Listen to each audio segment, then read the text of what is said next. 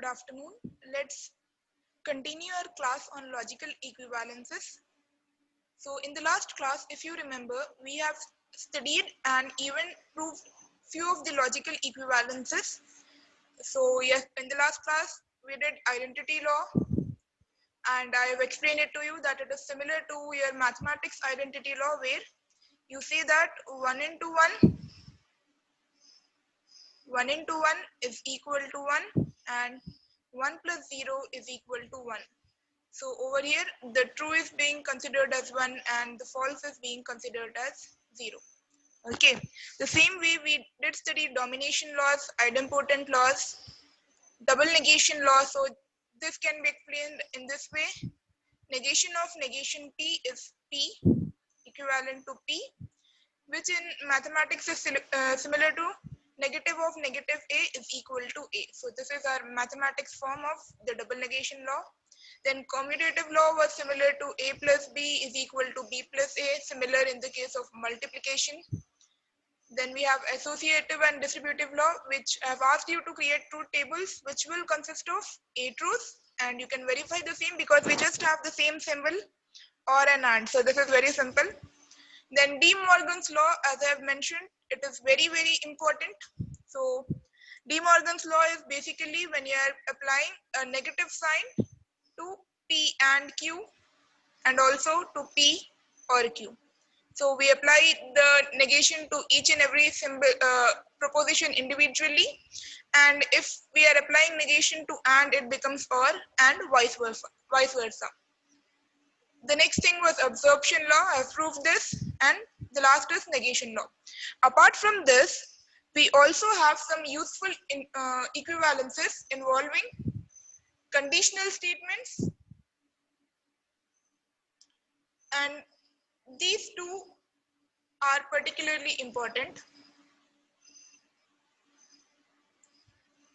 The first three actually, and also apart from that, we even have logical equivalences involving biconditional statements. So as an exercise, what you can do is you can solve these equivalences by using truth table, and you can verify the solution. So for each and every equivalence, you have to create a truth table for the left side and the right side and verify the result. Okay, now the question is, where are we using this logical equivalences when we can easily create a truth table? So for this, let's go with the De Morgan's law, how we are using De Morgan's law. So the two logical equivalences which are known as De Morgan's law are particularly important. So De Morgan's law is a very, very important topic and very useful. And the De Morgan's law basically tells us how to negate conjunctions and disjunctions. So since we have already seen, De Morgan's law is useful in helping us to negate conjunctions and disjunctions. So we have negation of P and negation Q. Similarly, negation of P and Q becomes negation P or negation Q. Okay, so the same thing can be written over here. The equivalence negation of P or Q is equivalent to negation P and negation Q.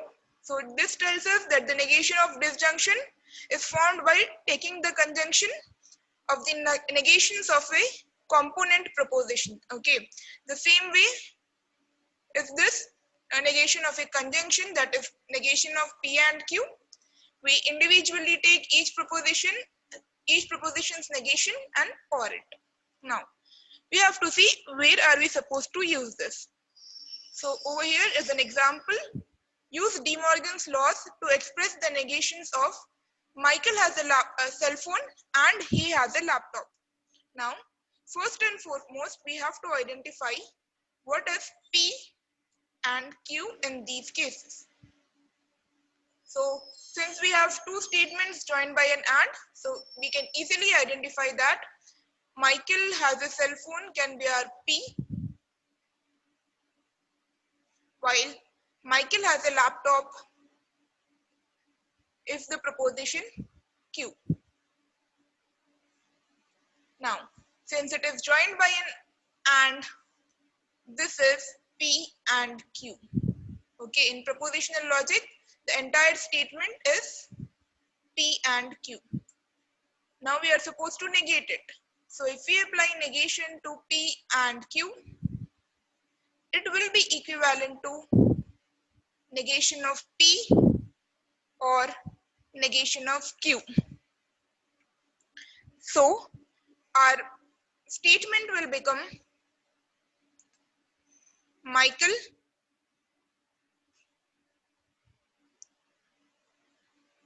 does not have a cell phone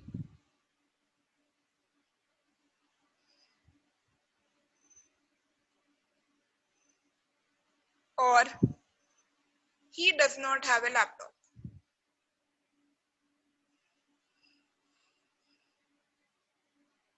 So basically over here, when we are doing negation of P, this means we have to add a not over here. So Michael, we will have to add a not over here. Similarly, in this case also we have to add a not. And then join both of these statements by using the connective or. So we have to join both of the statements by using the connective or. Okay. Now let's see the solution in the same way. So Michael does not have a cell phone or he does not have a laptop. Now, once again, the logical equivalences. By using these logical equivalences, we can create new, we can construct new logical equivalences. Okay. So whenever we have a compound proposition, it can be replaced by a compound proposition that is logically equivalent to it without changing the truth value. So we are going to see an example for this. Show that negation of, look at the example over here, show that negation of P implies Q and P and negation Q are logically equivalent. So we have to show that negation of P implies Q is equivalent to P and negation Q. Okay. Now for this, first and foremost, if you notice, P implies Q, the formula that I said is quite important. P implies Q.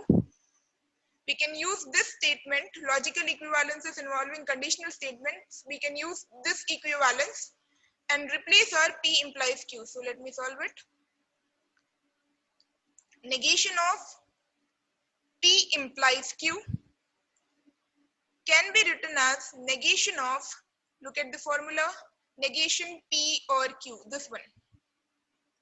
We are replacing this part of our proof by negation of P or Q. So let's write over here negation of P or Q.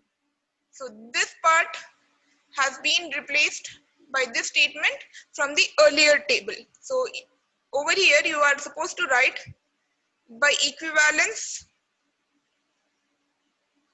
involving conditional statement. Conditional statement. And also you are supposed to mention since P implies Q is equivalent to negation of P or Q. Okay. Now, after that, since we have a negation over here and we are supposed to apply the negation to the entire bracket, this is similar to our De Morgan's law. So if we apply negation to negation of P this way, we are supposed to apply the negation to or, it will become and we are supposed to apply negation to Q. Negation Q. We are opening or we are using De Morgan's law, so mention De Morgan's law over here. Every time we are using a law or a equivalence, we are supposed to mention from where we got that equivalence. Now, again, this is negation of negation P. So if you remember, negation of negation P is our double negation law, this one. So by using this, we get negation of P, negation P was simply P. So this was similar to the negative of negative A, example of mathematics. So P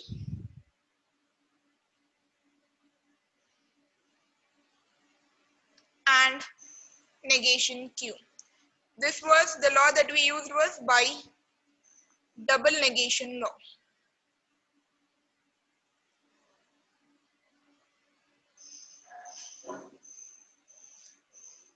So now if you look, we have proved this was this is what we were supposed to prove,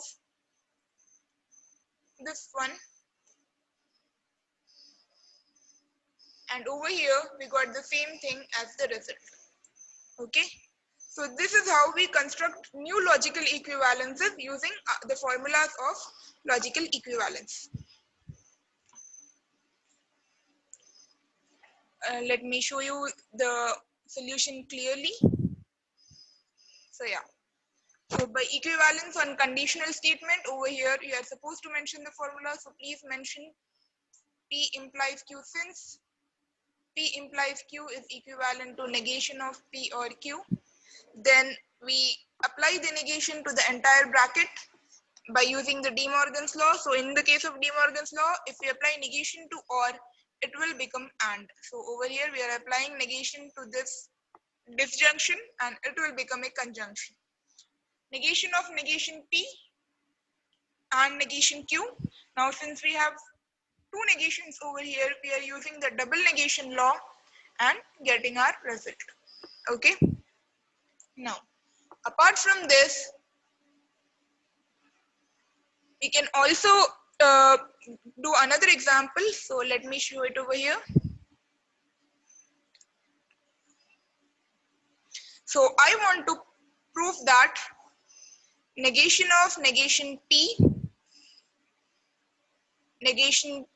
and Q is equivalent to negation P and negation Q. So to begin, first and foremost, let's write our statement that we are supposed to prove. So over here, we will use all our logical equivalence formulas and do it.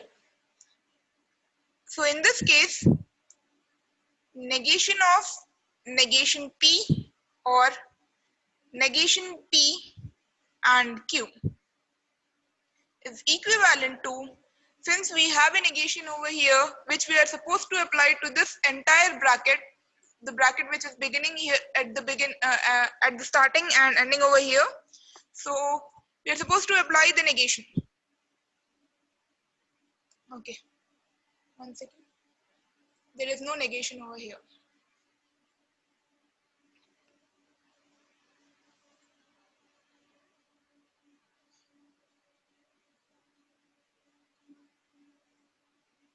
So let's start. Negation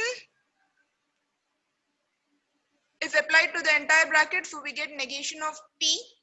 When we apply negation to the or disjunction, it is converted to conjunction, and then again we are supposed to apply the negation to the inner bracket, negation of P and Q.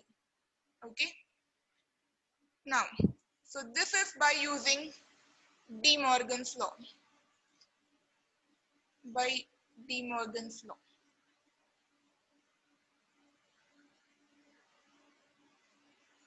After that,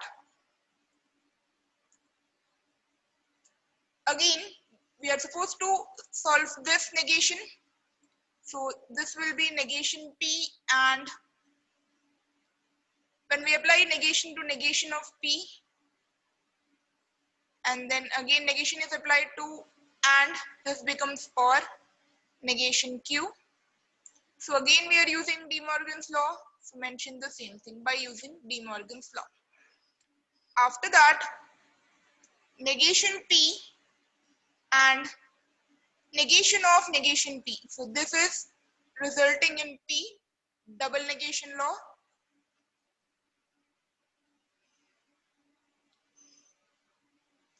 Double negation law.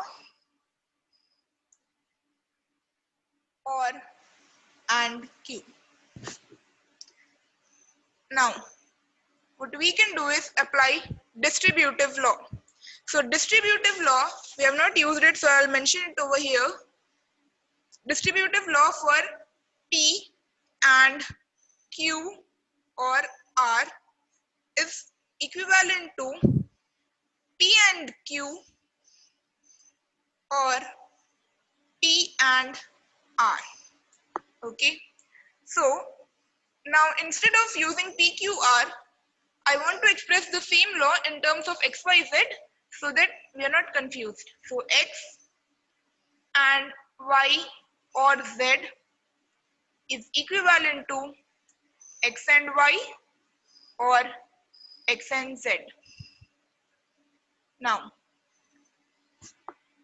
for this negation P, this entire thing can be considered as X. So this entire thing is X. This is our Y, and the entire negation Q is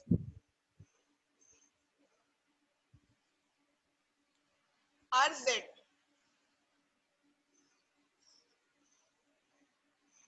Okay. Now, so we have X and Y or Z. Now, by applying the formula, it becomes X and Y or X and Z. Now, we are supposed to replace X, Y, and Z with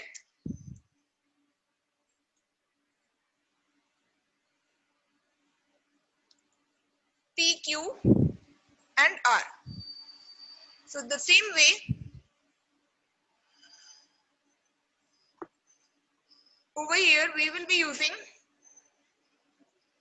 negation P and Y. So, negation P and P or negation P and negation Q.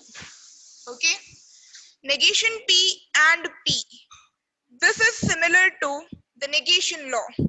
So this is exactly similar to the negation law, and negation P and P will give us false. So if we go back to negation law, negation P and P is equivalent to false.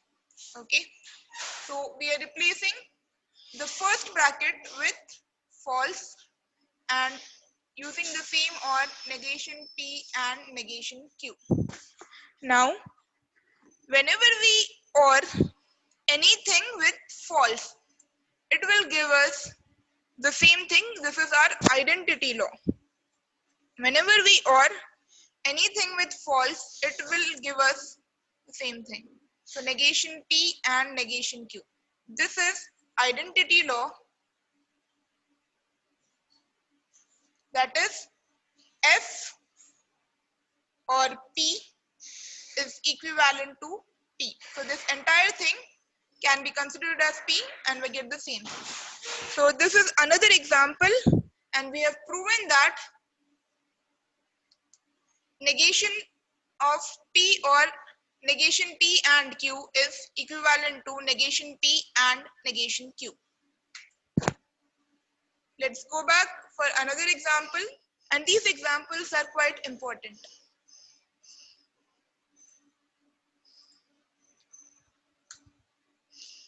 The next example is show that P and Q implies P or Q is a tautology.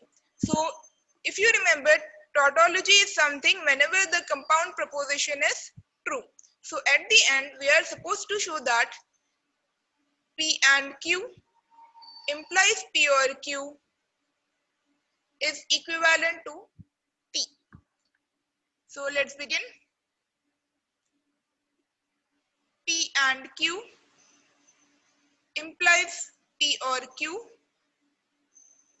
can be written by using our logical equivalence on conditional statements. So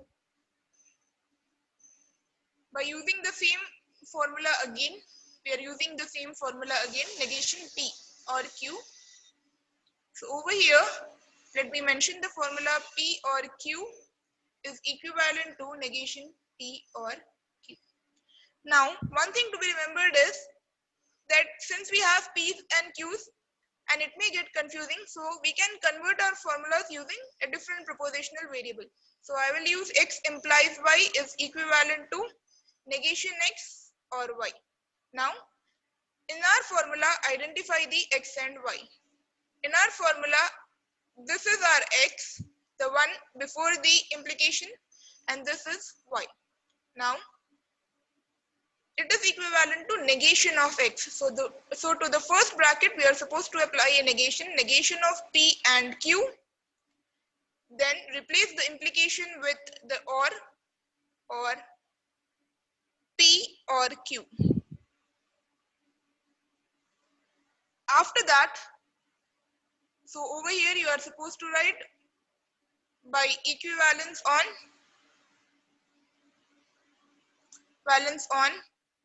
conditional statement and then again mention this formula. Next, since we have a negation and negation has the highest precedence, so we always have to solve for negation. So negation of P or negation of Q. P or Q. So over here we are using De Morgan's law. So mentioned by De Morgan's law.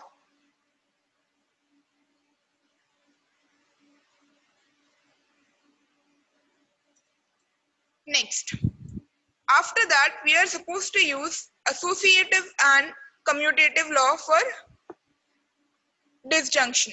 So since we all have over here all ORs, each of them is an OR. This is OR, the symbol in the middle joining the two brackets is OR. So let's look back for the OR, commutative laws and even associative laws. So if you notice, commutative and associative law is that P or Q is equivalent to Q or P.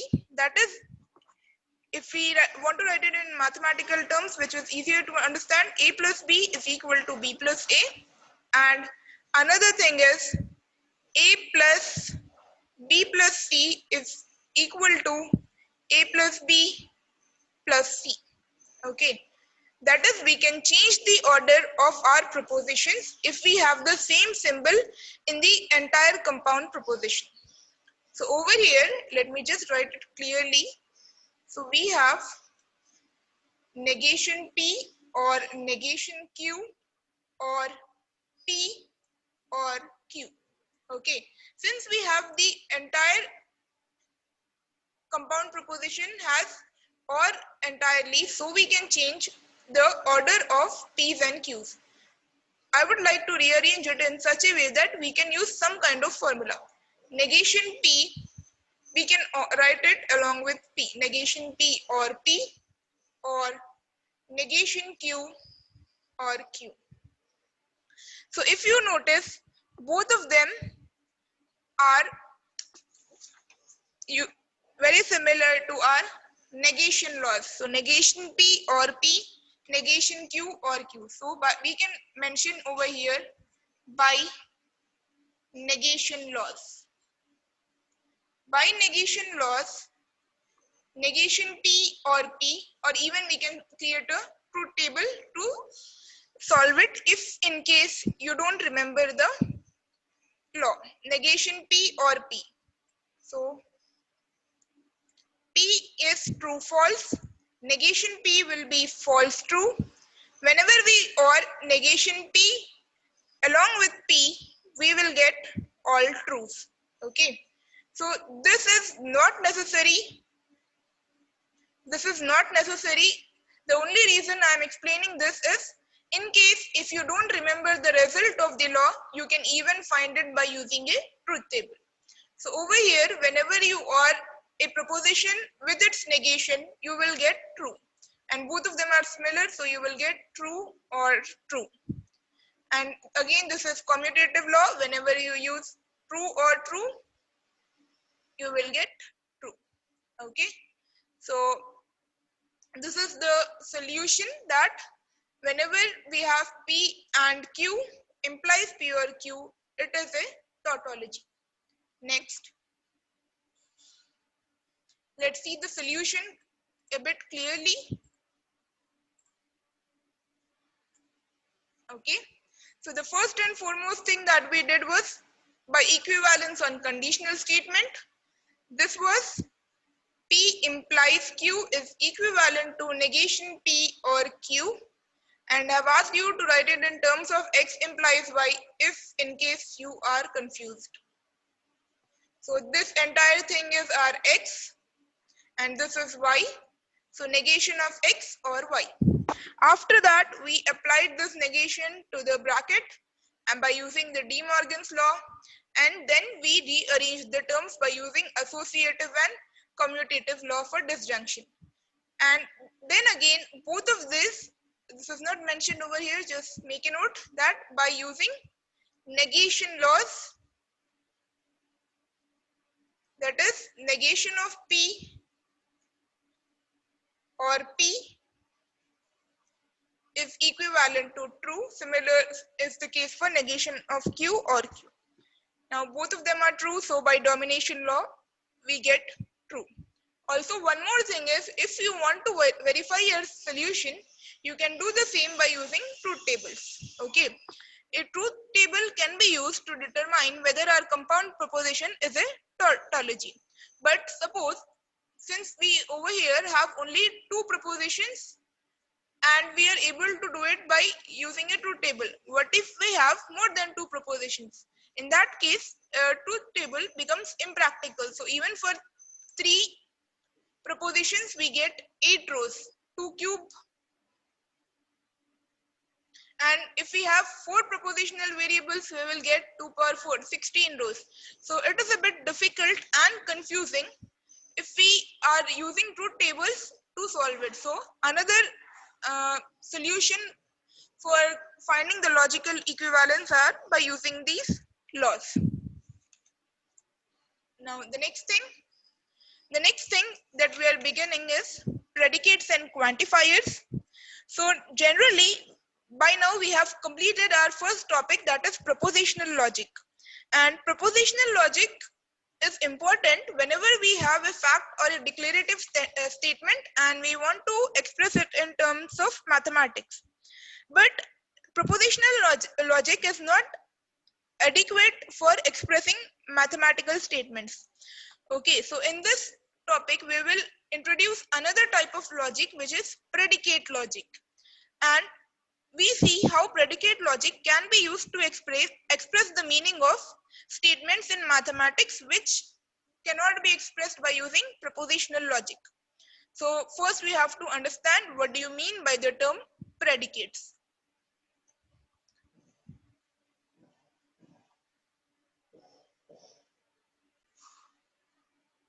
So let's begin with the introduction for predicates.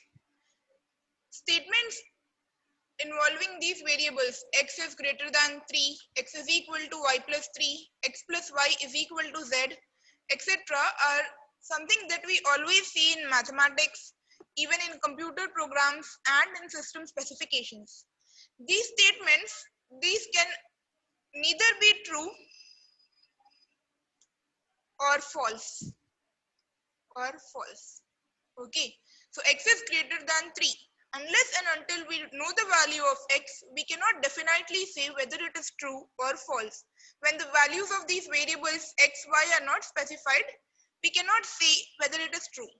So in this case, we will discuss the way propositions can be introduced with these kind of statements. Also, another example in terms of computer sciences, computer X is under attack by an intruder, or computer X is functioning properly. Now, what is this computer X? How do we find out? And can we say whether these statements are true or false? Not. So this is not possible. Hence, these statements are neither true nor false when the values of the variables are not specified.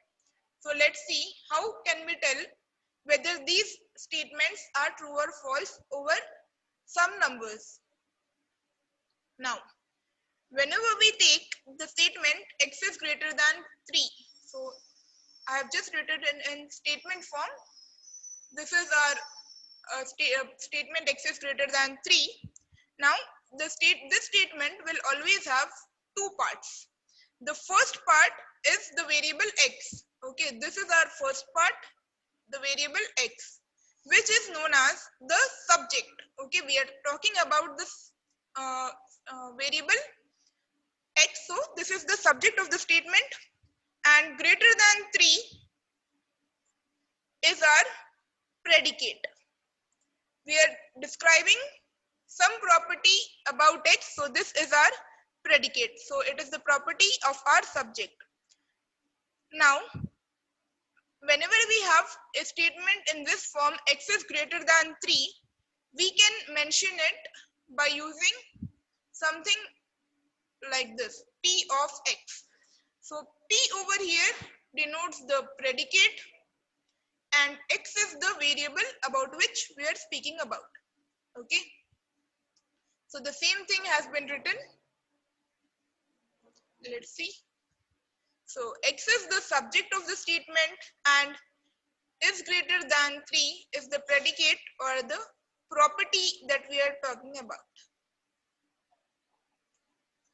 And we can denote the statement x is greater than 3 by p of x, where p denotes the predicate and x is the variable. Once a value is assigned to the variable x, the statement becomes a proposition.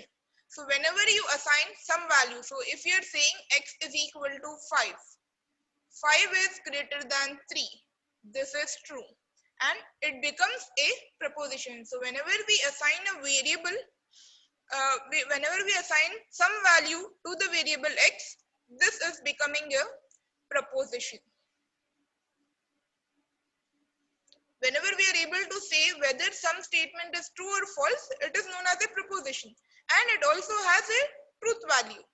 Now, the statement p of x is also said to be the value of the propositional function p at x. Once a value has been assigned to the variable x, the statement becomes a proposition and it also has some kind of truth value. Next. Now, let p of x denote the statement x is greater than 3. The same example. We want to know what are the truth values at p of 4 and p of 2. So first, to find the truth values at p of 4 and p of 2, we have to assign x is equal to 4. So x is equal, when we are supposed to find p of 4, x is equal to 4. X is greater than 3, which means 4 is greater than 3. This is true. Okay. Hence p of 4 is true. Now for p of 2. So let me just write over here true. Okay. X is equal to 2. X is greater than 3. 2 is greater than 3. Is 2 greater than 3? No, it is not. So hence this is false. Okay. So whenever we are assigning variables some value, then in that case that predicate becomes a proposition. So the same thing, we are assigning the value and we are getting the truth value. The next thing, if we have two variables, x, so over here q of x comma y denotes the statement x is equal to y plus 3. What are the truth values of the propositions? Over here are 1 becomes x and y is 2. Similarly x and y. Now you just have to substitute the values in the equation and check whether it is true or false. So in the case of 1 comma 2, 1 is equal to 2 plus 3, it becomes false, and 3 comma 0, 3 is equal to 0 plus 3, it becomes true. Okay. Now these are a few simple examples just to understand the topic. Let's move on to some computer science related example. Okay. So over here, E of x denotes the statement computer X is under attack by an intruder. Okay. And the computers which are under attack are CS2 and Math1. These are the computer names which are under attack by some intruders. Intruders is someone who is attacking or hacking the computer. It may be a person or some type of software. Now, what are the truth values of A of CS1, A of CS2 and A of Math1. So we already know that CS2 and Math1 are the computers which are under attack. So for this it will be true, this it will be true, and since CS1 is not under attack, it will be false. Okay, so the same solution has been given here. That the only thing is it has been written in the type of a statement. Okay. Now the next topic is quantifiers. So quantifiers, whenever we are assigning variables in a propositional function, the resulting statement becomes a proposition with certain truth values. So with this we have already studied that whenever we are assigning variables to the function, our statement is becoming a proposition and it has some truth value. Now quantification is another way. It is a way to create a proposition.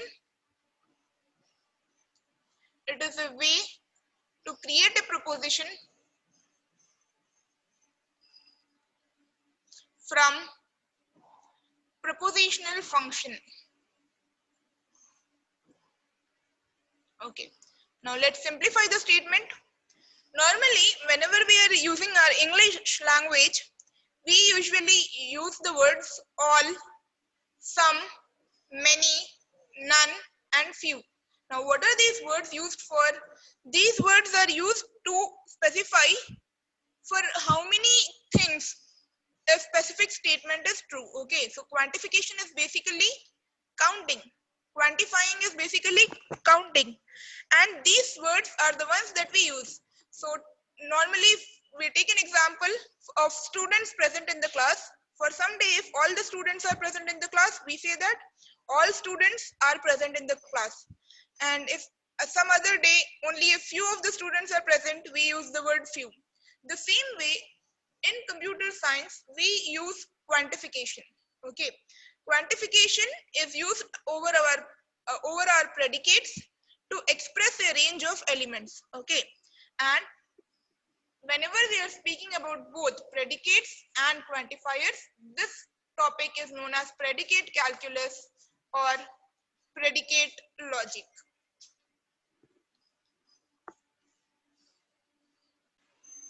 Now, whenever we speak about quantification, there are two types of quantifiers.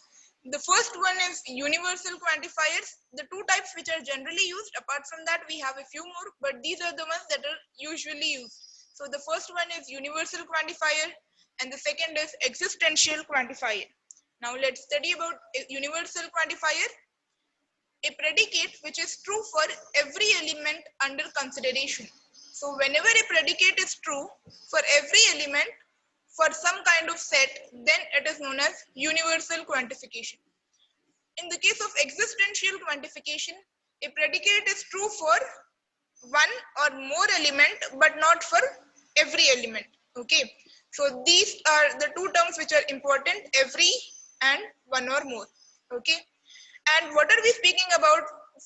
What are the elements under consideration? The elements under consideration are known as a domain. So if you remember the topic functions, we had something known as domain. Domains are something which are considered as a domain of discourse or a universe of discourse where we mention the elements that we are considering for our predicate. Okay, so now let's look at each of them individually. First and foremost, universal quantifier. The definition is important and has to be remembered in the same way.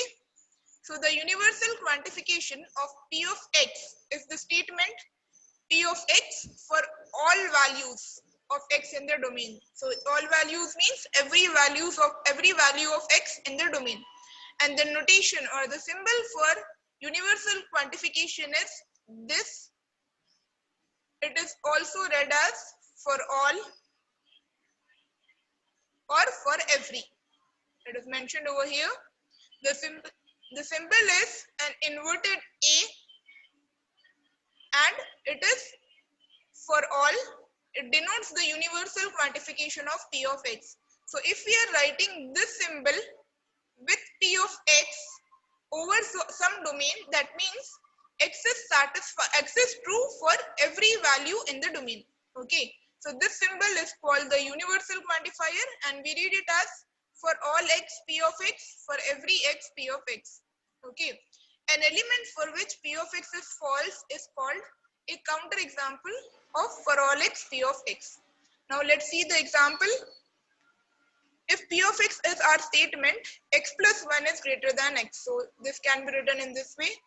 P of x is the statement x plus 1 is greater than x.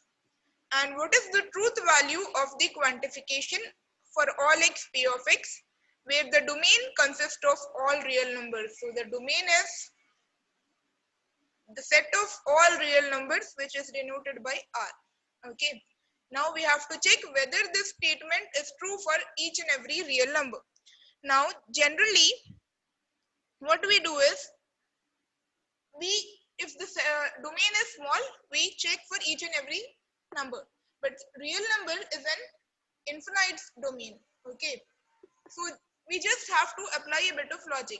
X plus 1, whenever we are adding 1 to any number, then it will be greater than the original number. Okay, so for all the real numbers, for all x p of x, this statement is true. So the truth value is, it is true for the domain consisting of all real numbers. So let's look over here.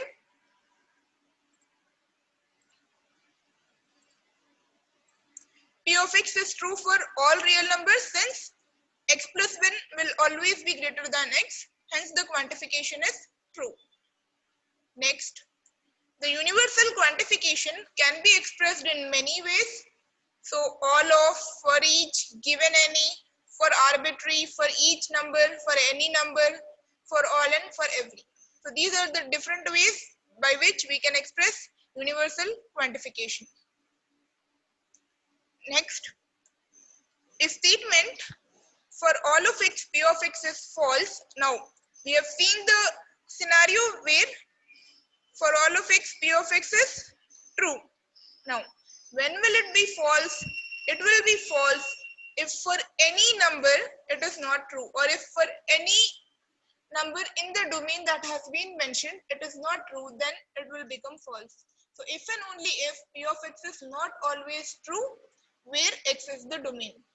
So let's see an example of, let q of x be the statement x is less than 2. What is the truth value of the quantification for all x q of x, where the domain consists of all real numbers?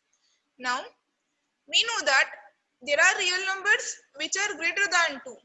So in this case, for all the numbers which are greater than 2, real numbers which are greater than 2, our q of x will be false. Okay, so for all the numbers from 3 to infinity, the q of x will be false. Hence our predicate q of x is not true, and it is false for the quantification for all x q of x. Let's see the solution. Q of x is not true for every real number since q of 3 will be false. 3 is less than 2. That statement is false. Hence the quantification is false. Another thing to be remembered is, for all x p of x is the same as the conjunction. So let me give an example. X is less than 5. This is our R of x. Okay, and the domain is 1, 2, 3, 4.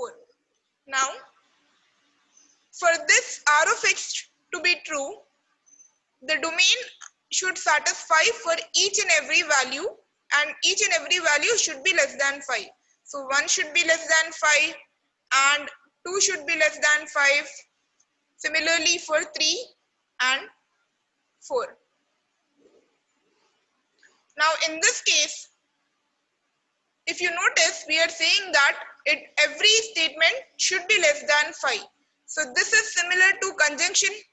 P of x1 can be P of 1 and P of 2 and P of 3 and P of 4.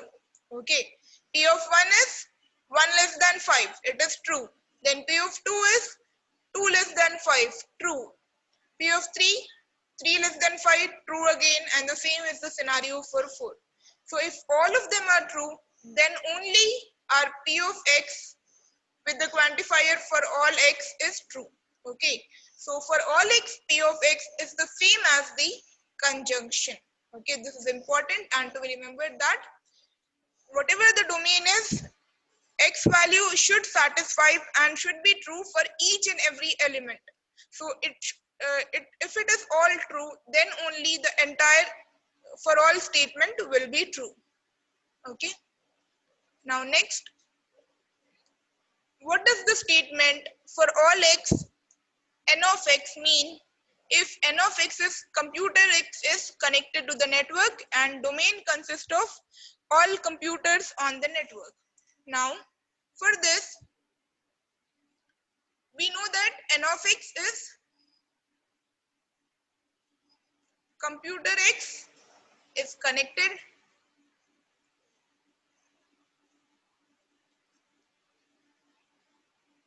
to the network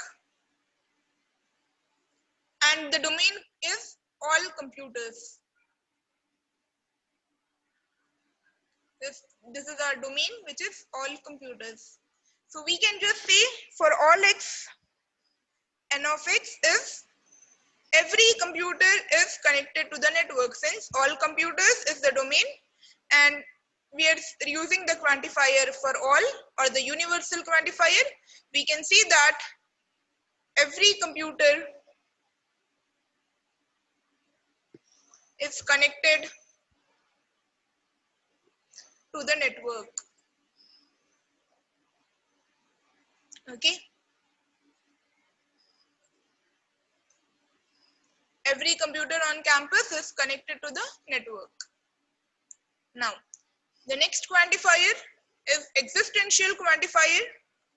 Existential quantification of the statement is that there exists an element x in the domain such that P of x. Now, what does this statement mean? So this statement means that for some element, if the domain consists of the numbers or of the values x, y, z, for at least one or more than one, the P of x, the predicate P of x is true. It may not be for all the numbers, it may be for either one or more than one. Okay. So the notation that is used for existential quantifier is inverted E, and E here is called the inverted E here is called the existential quantifier, and it is read as there exist. So this symbol we can read it as there exist for some, for at least one, or there is. And the existential quantification, we read it as there is an x such that P of x, so there is at least one x such that P of x is true, and the same there is at least one x, or for some x P of x is true. Okay, these are the different ways by which we can express the existential quantification. And how do we express the existential quantification using a connective? Now over here, if you take the example, the same example, x is less than 5. This is our r of x. Okay. And I want to find the truth value of, for some value of x, r of x, where the domain of x is 1, 2, 7, 1, 2, 7, and 8. Now, we have to check for each value whether it is true or false. So 1 is less than 5, true. 2 is less than 5, true. For 7 and 8, it will be false. Now, but still the existential quantifier of r of x, there exists some value of x, r of x will be considered as true. Why is it? Because it is satisfying for at least one or more than one value. Now this can be expressed as by using the connective disjunction. Why are we using the connective disjunction? So if you remember, in the case of disjunction, even if one of them is true and all the others are false, the disjunction will result in a true. So the same applies over here, that in the case of existential quantifier, even if one of the numbers satisfy the predicate, then we consider that it is true. So if I even change the domain to x is, the domain is 4, 9, 10. Since 4 is less than 5, we still say that existential there exists some value of x, r of x is considered as true even for this domain. Okay, so that is the reason we use the connective disjunction. That is, whenever even one of them is true, the entire compound proposition is true. Okay, so the same thing is mentioned here, because this disjunction is true if and only if at least one of them is true.